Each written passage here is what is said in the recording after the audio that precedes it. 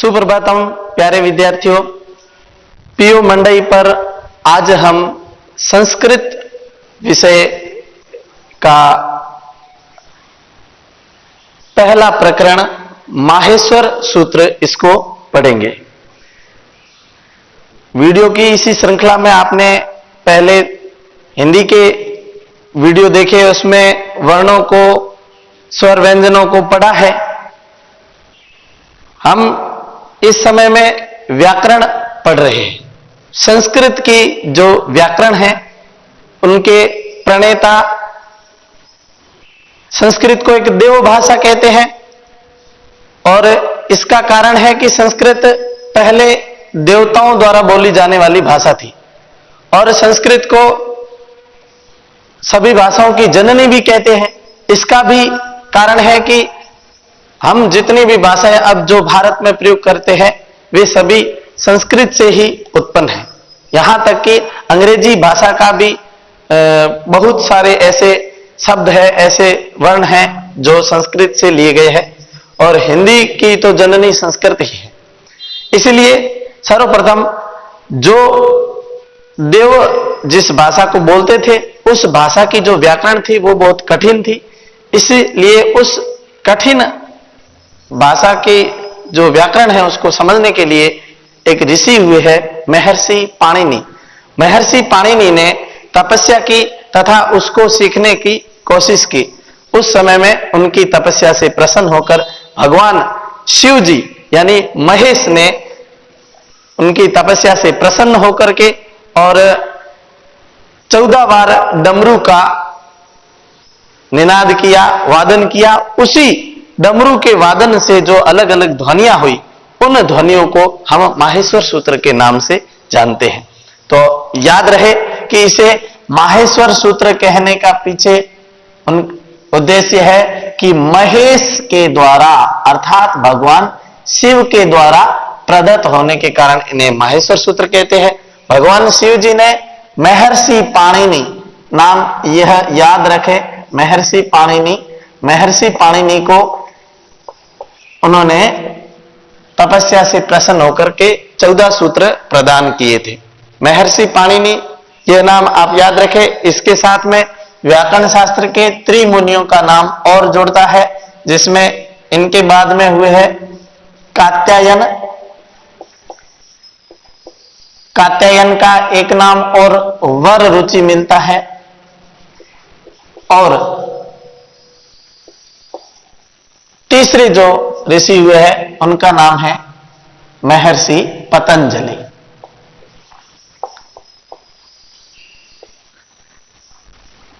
ध्यान रहे इन तीनों मुनियों को व्याकरण शास्त्र के त्रिमुनि कहा जाता है।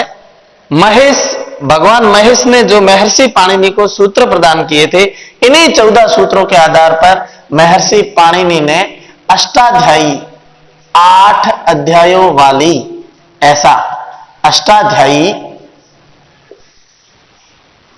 नामक ग्रंथ लिखा था और उसी में पूरी संस्कृत की व्याकरण है। आज हम जिस व्याकरण को पढ़ते हैं वे भगवान महर्षि पाणिनि के अष्टाध्यायी ग्रंथ से हम पढ़ते हैं। इसलिए आप सभी को यह ध्यान रहे कि संस्कृत अगर हमें सीखनी है, संस्कृत एक भाषा है, बोलनी है, बोलने के लिए हमारे को सीखनी ही पड़ेगी और सीखने के लिए आपको सबसे पहले ये एक बेस है, आधार है, मूल आधार है। इसलिए माहेश्वर सूत्रों को कंठस्थ कर लें। जब तक हम संस्कृत पढ़ेंगे माहेश्वर सूत्र हमें कंठस्थ होने चाहिए। इसलिए आज पहली ही क्लास में आपको माहेश्वर सूत्र लेकर आए हैं।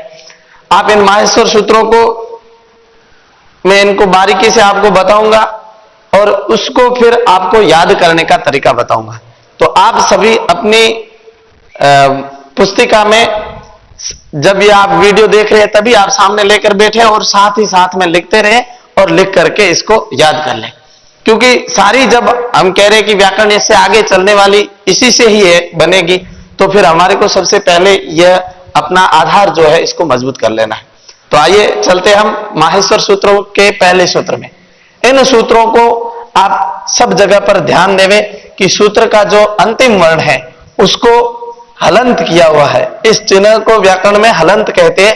ये जो हलंत किया वचन है इसकी गणना आगे नहीं होती है, लेकिन यह एक सूत्र को अंत करने के लिए जरूरी है।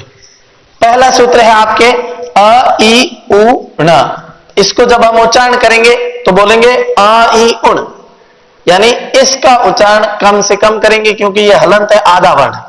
फिर दूसरा सूत्र है आपके रील दृक। तीसरा सूत्र है ए ओंग।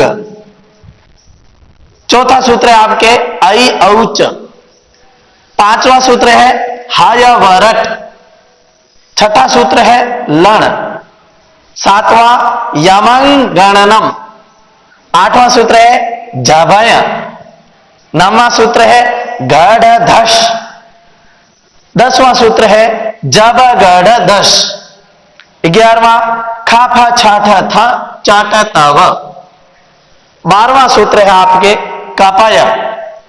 13वां श सर। और 14वां सूत्र है हल। इस प्रकार आप बार बार इन्हें बोलेंगे तो आपको ये उच्चारण सहित सही से उच्चारण करते समय, एक तो इस वर्ण का उच्चारण करते समय ध्यान रखें कि ये ड़ नहीं ङ है, ऐसा इसका उच्चारण है। इसलिए इसके बीच में भी जब हम इसको बोलते हैं सातवें सूत्र के बीच में तो यमंगणनम ऐसा इसका ध्वनि है। बाकी सभी हम लगभग सही बोलते हैं। अब इसके आधार पर अगर हम देखें तो महर्षि पाणिनि ने जो माहेश्वर सूत्र लिखे हैं इसमें केवल 42 वर्णों का जिक्र उन्होंने किया है। तो 42 वर्ण कैसे, कौन कौन से हैं, इसको हम जब गणना करते हैं तो सबसे पहले नंबर पर स्वर। स्वर जो आते हैं इसमें 4 सूत्रों तक स्वरों का विधान है। इसमें अ ई उ इसको गणना में नहीं है।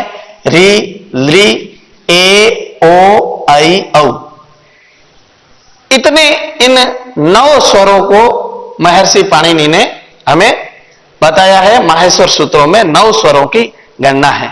इसलिए यह ध्यान रखना है कि महर्षि पाणिनि के माहेश्वर सूत्रों में स्वरों की संख्या कितनी है, 9। यह बात आपको ध्यान में रखनी है। ये स्वर मूल स्वर है। इन्हीं स्वरों से इनके जो दीर्घ स्वर होते हैं वो निकलते हैं।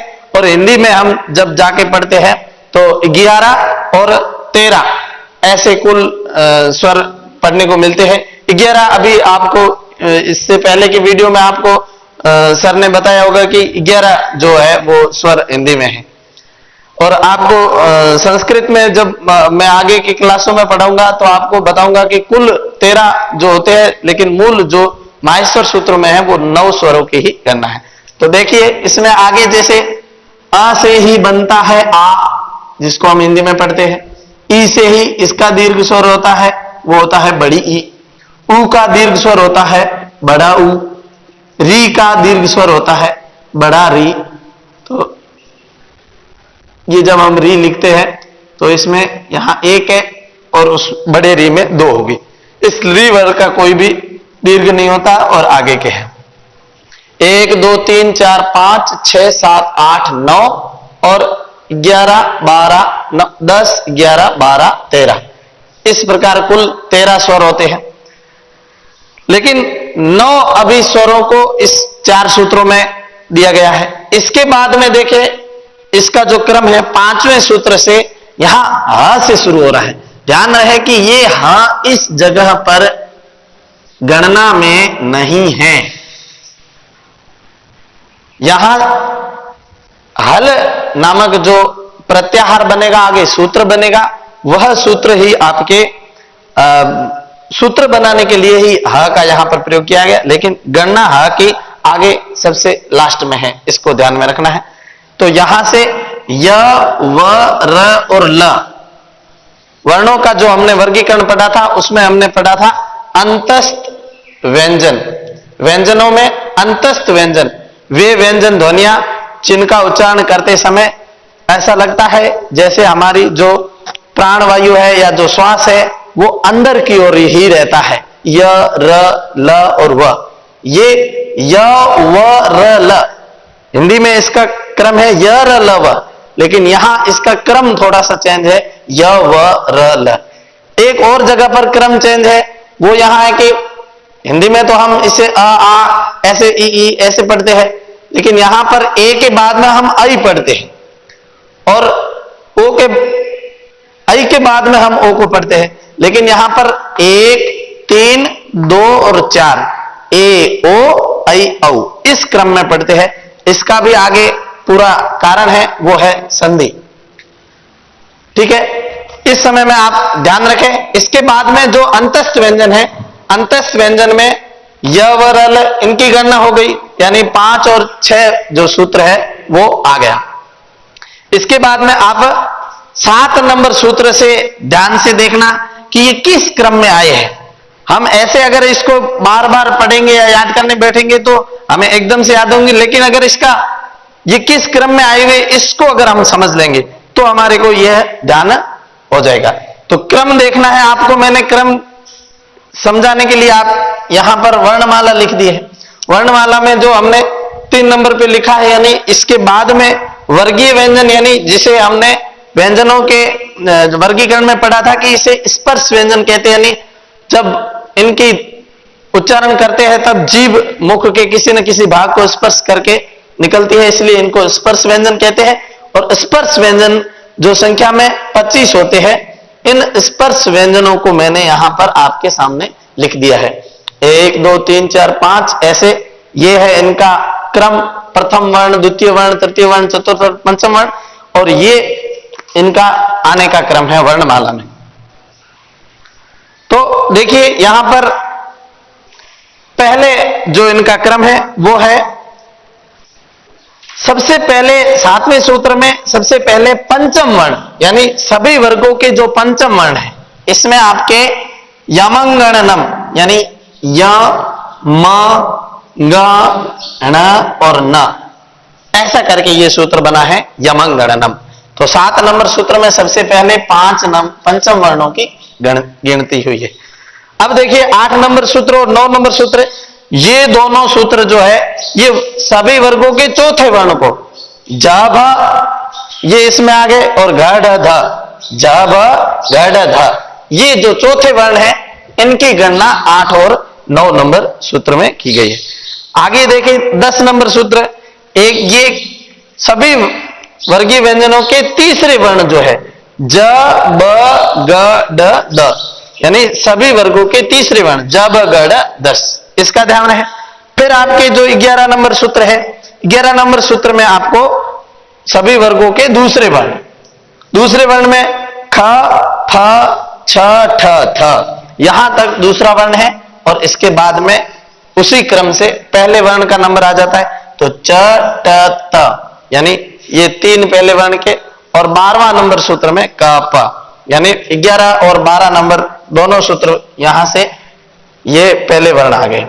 फिर आपके जो व्यंजन के एक और वर्गीकरण में आपके बचते हैं ऊष्म व्यंजन।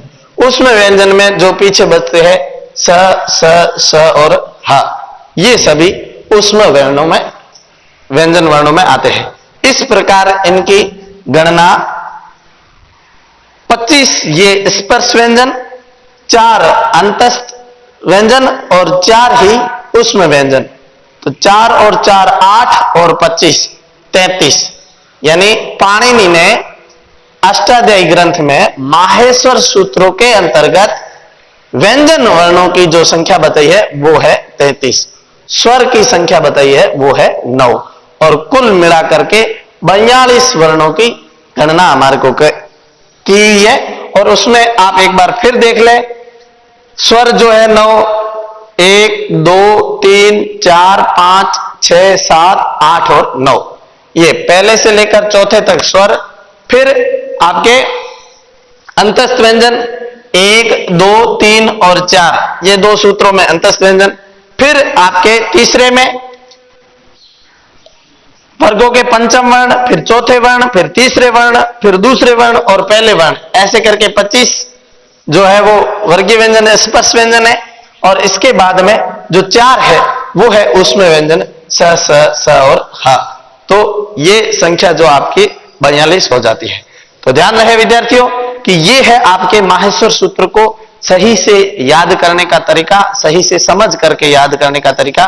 और इस तरीके से अगर आप बार बार इसको पढ़ेंगे तो आपको माहेश्वर सूत्र याद होंगे।